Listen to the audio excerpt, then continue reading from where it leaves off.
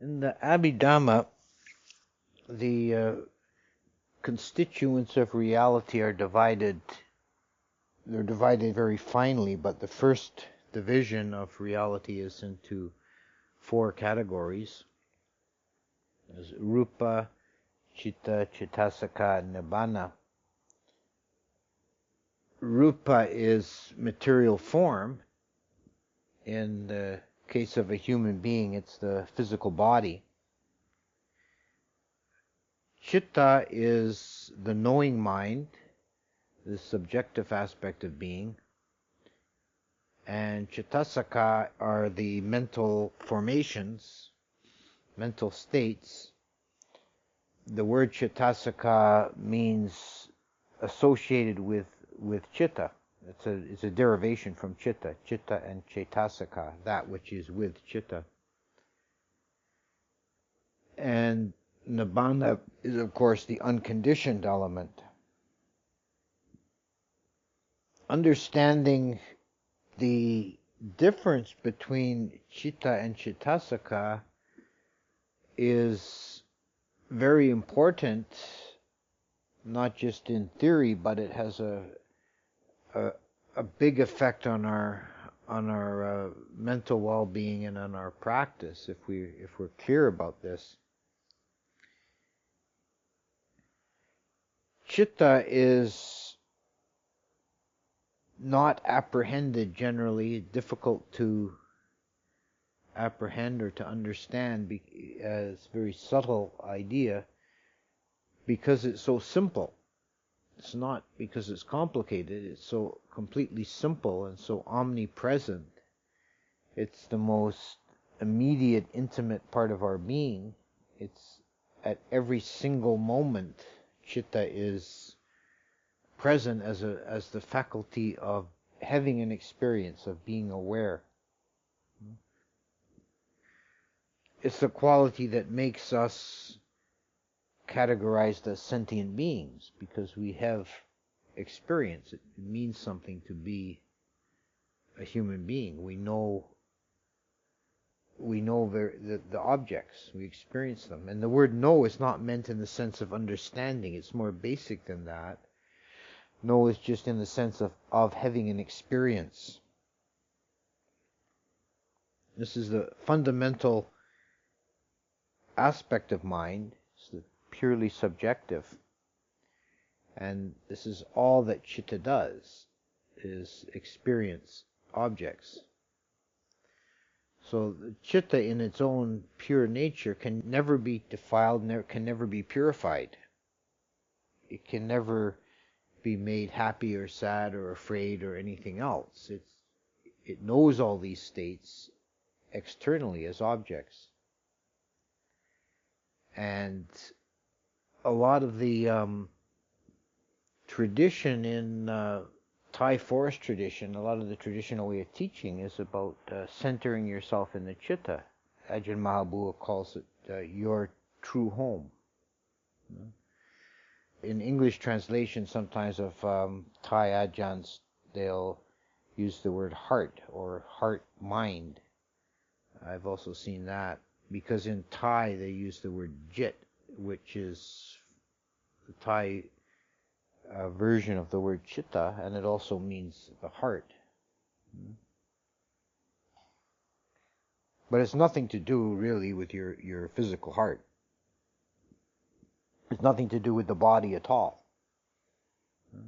Mind and body are two different factors. This is another principle of the Abhidhamma, that understanding, breaking down into these four components, is that these are to be each considered their own category, and none of them can be derived from the others. Each is its own kind of independent existence, although independent maybe is not the right word, and because they do interact. Mind and body interact all the time, as long as we're in a human embodied form. But in terms of analysis, they're not to be confused with each other or derived from each other. Cettasika are the mental formations. This is the objective side of mind. And this is very much complicated. Whereas Chitta is ultimately simple, Cettasika can be very complicated. It involves all the processing going on in the mind, from thinking to sense impressions to feelings, emotions, all of these images, all of these things are Cettasika. They're objective qualities of mind. They are experienced by the Chitta, but they're not generated by the Chitta. They occur in association with the body, and they can have effects on the body, and the body can affect them, but they're not, in the end, completely identified with the body. They have their own characteristics. One of the major issues or problems people have in meditation and in daily life is identification with the Cettasikas. This is what we try and develop with meditation, with the Vipassana meditation. We try to develop a clear seeing. Try to break down that sense of identification. A great deal of the suffering people experience in the world is due to identification with mental states. And taking mental states seriously, seeing them as something substantial and important. When you begin to see the dependently arisen and empty nature of the mental states, it's extremely liberating. It's like letting go of a big heavy load. I don't have to be burdened by that anymore. There's nothing there. It's just an empty formation. So when we have emotional states or moods, whatever you want to call them, that pass through the mind of being sad or being fearful or being anxious, they cause us suffering only because we identify with them. We take ownership of them. If we don't take them seriously, if we don't invest them with an importance, then they don't have any power over us. Negative mind states of all kinds do not arise in the mind of a arahant, someone who's fully awakened. They don't have, in their mind state, they don't have greed or fear or anxiety or sadness. None of these arise in the mind of an arahant or a Buddha. But until we are at that point, those states will arise in the mind. This is natural human condition. You will have experienced negative and positive states of mind. And in themselves, it's not a problem. The problem is when we identify with them, we think this is me, this is mine, and we give them a weight and importance, and we don't see them as empty. Intellectually, it's quite easy to understand mental states are empty. You think about a mental state, say sadness, and ask how much does it weigh? Where is it? How big is it? What color is it? None of these questions make any sense because it's insubstantial. There's nothing there. So it's easy to understand in that way with the intellect, but we have to get beyond that and really see it and understand it on a intuitive level. See, this is just empty. This is just a ephemeral phenomenon. ultimately the body too is impermanent and ephemeral. The Buddha said someplace that anyone who identifies the mind as being the self is 16 times more foolish than someone who identifies the body as self, because the mind is 16 times quicker than the body. A mental moment, mental Dhamma is 16 times quicker than a physical Dhamma. So these are two processes that are going on all the time. There's the physical body is something that in this human realm of existence is part of our constituent of being. And it's important to realize the ephemeral nature of the body as well. That the body, no matter how we take care of it and pamper it, it will sicken, age, and die and rot. This is the nature of the human body. It's not in any way reliable or permanent. We can't take any security there.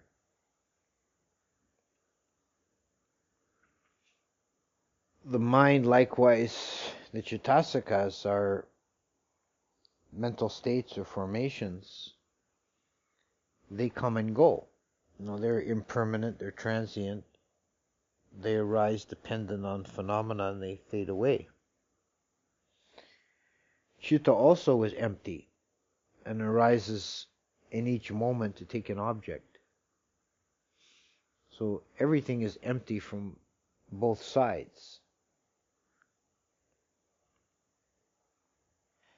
There's a Zen riddle: how do you fill a sieve with water? How do you fill a sieve with seawater? The answer is you throw it into the ocean. This is mind and body and mental states. They're all void. The more you internalize that, the more that becomes an intuitive understanding rather than something you think about and take on as an intellectual exercise. That has very limited value. But when you experience it and intuit it, then it's extremely liberating. So one of the qualities of the awakened person is abhaya, fearlessness. This image in the corner is the abhaya mudra, the Buddha holding up his hand. It's the fearlessness mudra. It's the one who has seen complete emptiness is fearless after that, because there's nothing to lose. It's all empty anyway. So you just go through the shadow play of manifestation without attachment or fear. You don't have a position in it.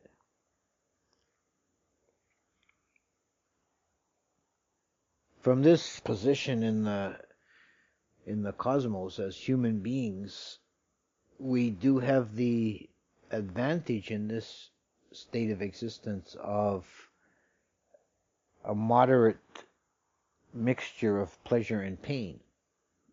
Most of the time we're not overwhelmed with so much pain that we can't function, nor are we so intoxicated with so much pleasure that we're lost in it. In the lower realms there's too much pain, and in the higher realms there's too much pleasure. We have a kind of mix.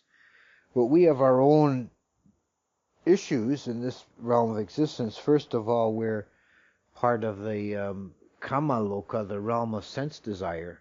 So we're caught up in our senses. And the Buddha talked a lot about the six senses as being our reality. We're caught up in the physical senses and dependent on the physical senses for our experience. And unless we make an effort to rise above our primitive nature, then our motivations and our thoughts, our desires, our plans and dreams and fears and hopes are all revolved around sense experience. Everybody wants pleasant sense experience and avoid painful sense experience. And this is a trap. It's a snare of this level of existence. And this is one primary reason why we practice samadhi meditation, why we practice anapanasati or other samatha practices, to bring the mind closer or into a state of jhana, which is a state of consciousness elevated above the sense desire realm. As long as the mind is in jhana, it's not experiencing sense desire existence, it's experiencing rupa loka, the realm of form. And this gives the mind an experience, a taste of something different. It's elevated completely above the sense desire realm. And this gives you, amongst many other blessings, it gives you a new perspective on the sense desire realm. As long as you're caught in it and don't have any experience of any other modality, then it's very hard to understand it. You have to step outside and look at it from the outside. You can understand it better. The Buddha taught a number of sermons in different ways about the dangers of sense desire and chasing after sense pleasures. And it's important to understand that in the right way, in the right context. It's not that there's anything immoral or unethical or wrong in that way about sense experience or sense pleasure or even sense desire. It's not a moral issue. It's an issue of whether you want to be free of bondage or not, whether you want to be liberated or not.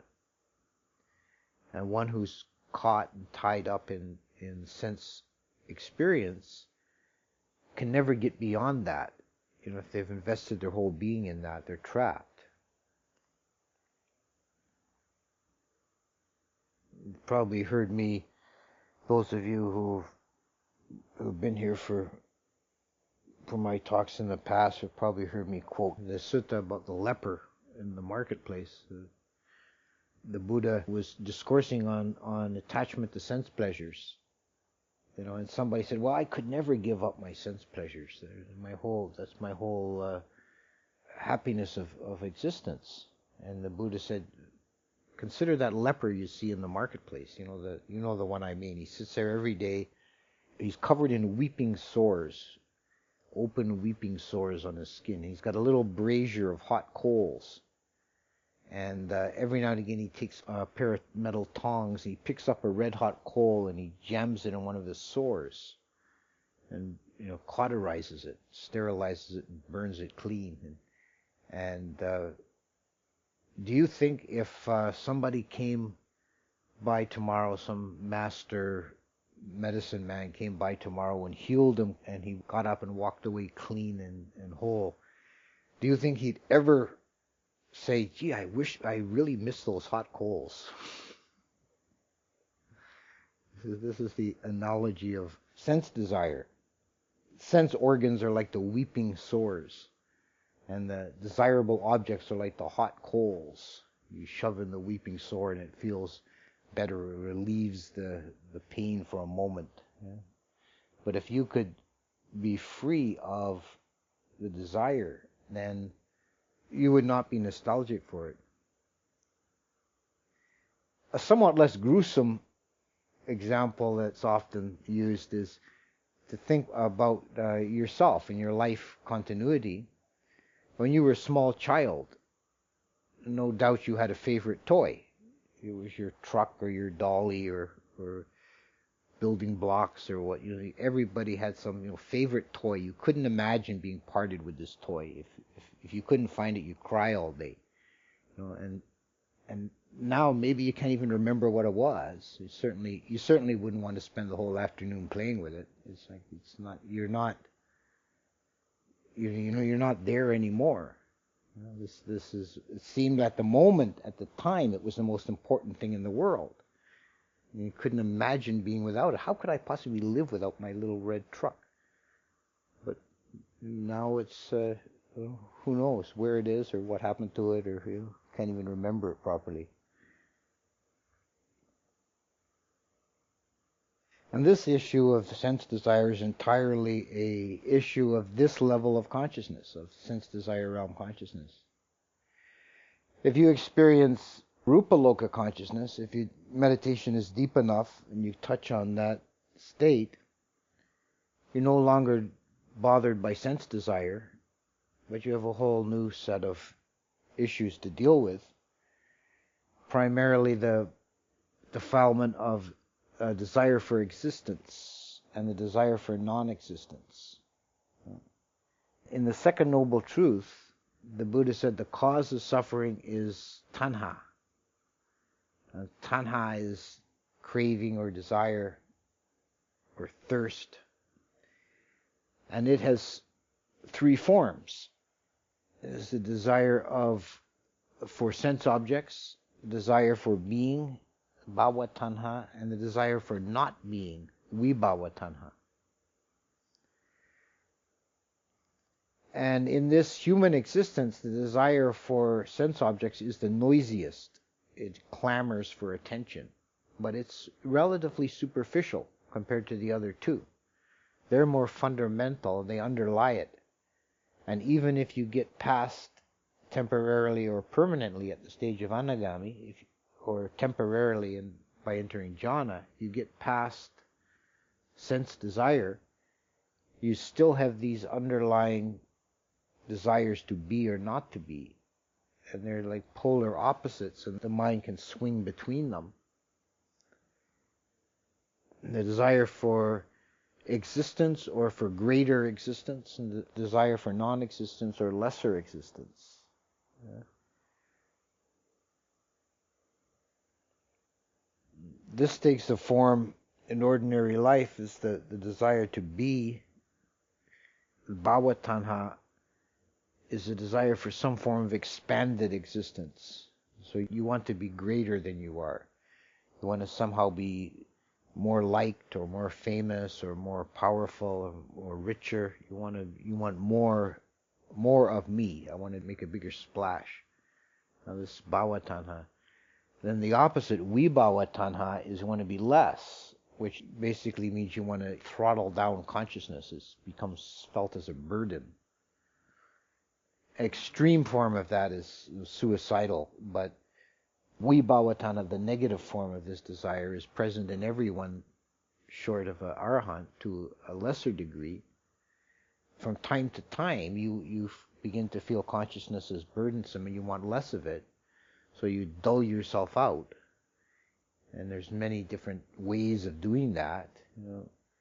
Taking drink or drugs is an obvious one, but just vegging out in front of the TV or oversleeping, overeating.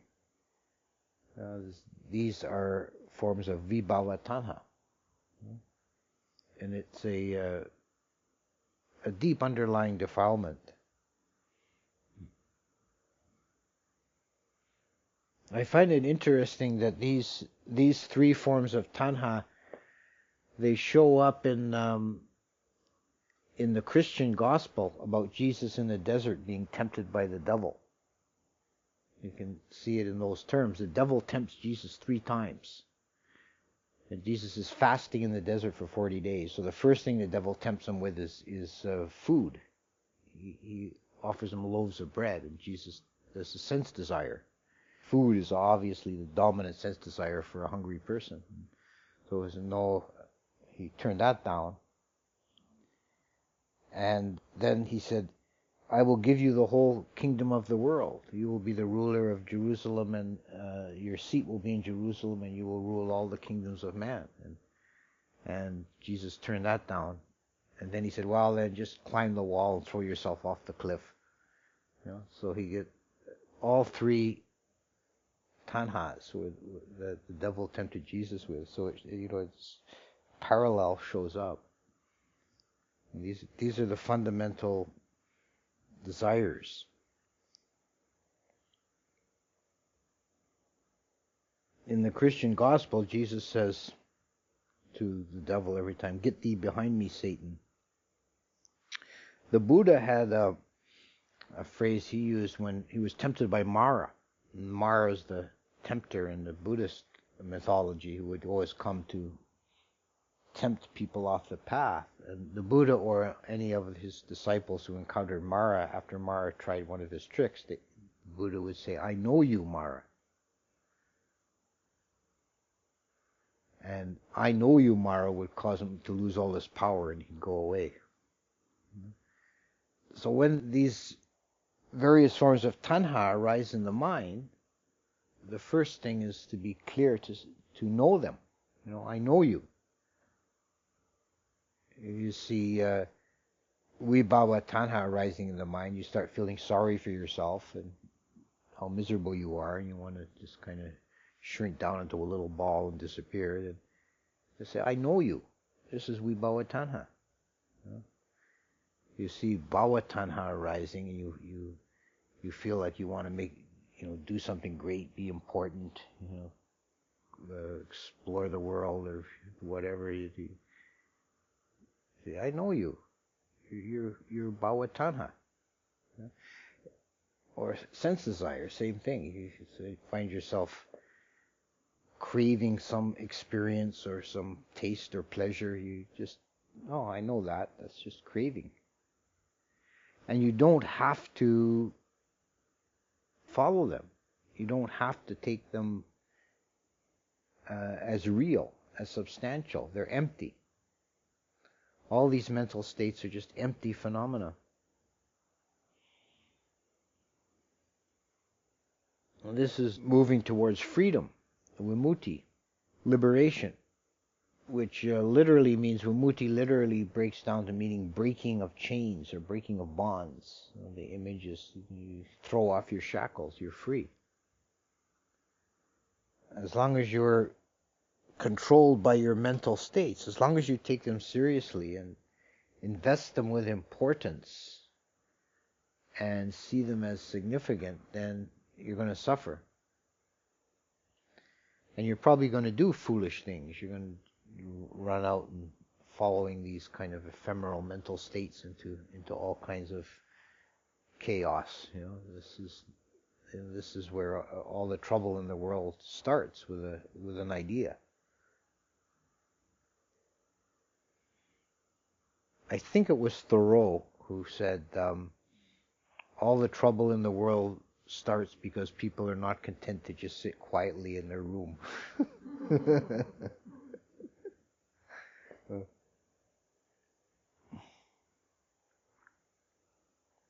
And the fourth level of reality, it's important not to forget or to leave it out, is the unconditioned nibbana.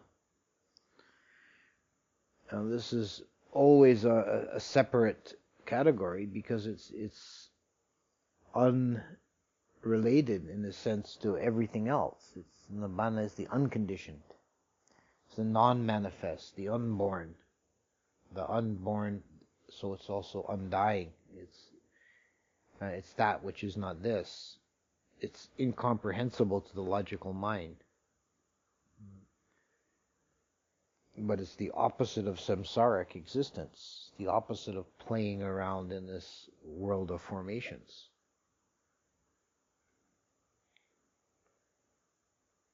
You can think of it metaphorically as a realization of nibbana as a sideways leap of the mind. As we have been from beginningless time, our mind has been following one moment after the other, chasing after the next object. As an object arises, the mind leaps towards it and finds it unsatisfying and immediately goes looking for the next object. And you can see that it's a linear sequence of the mind jumping from stone to stone. But nibbana is like not doing that anymore. It's just kind of jumping sideways, or actually just stopping, not doing that anymore.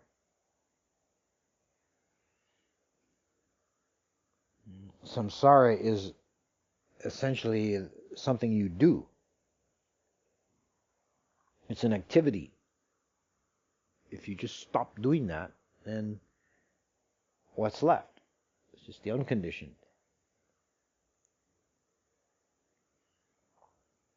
To approach that realization, we need to make ourselves more awake, more conscious. And that can be spoken of in two ways.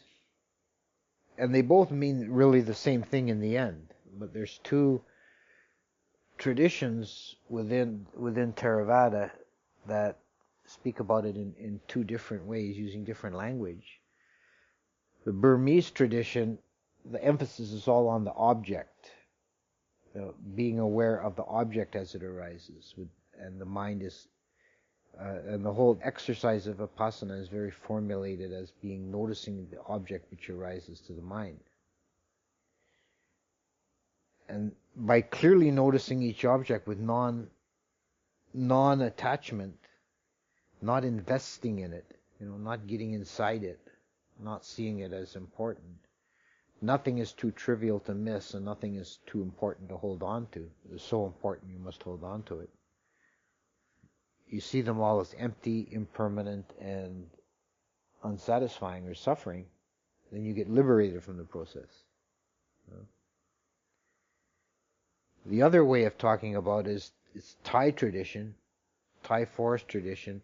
They put the emphasis on the subjective side. Talk about centering the mind in the citta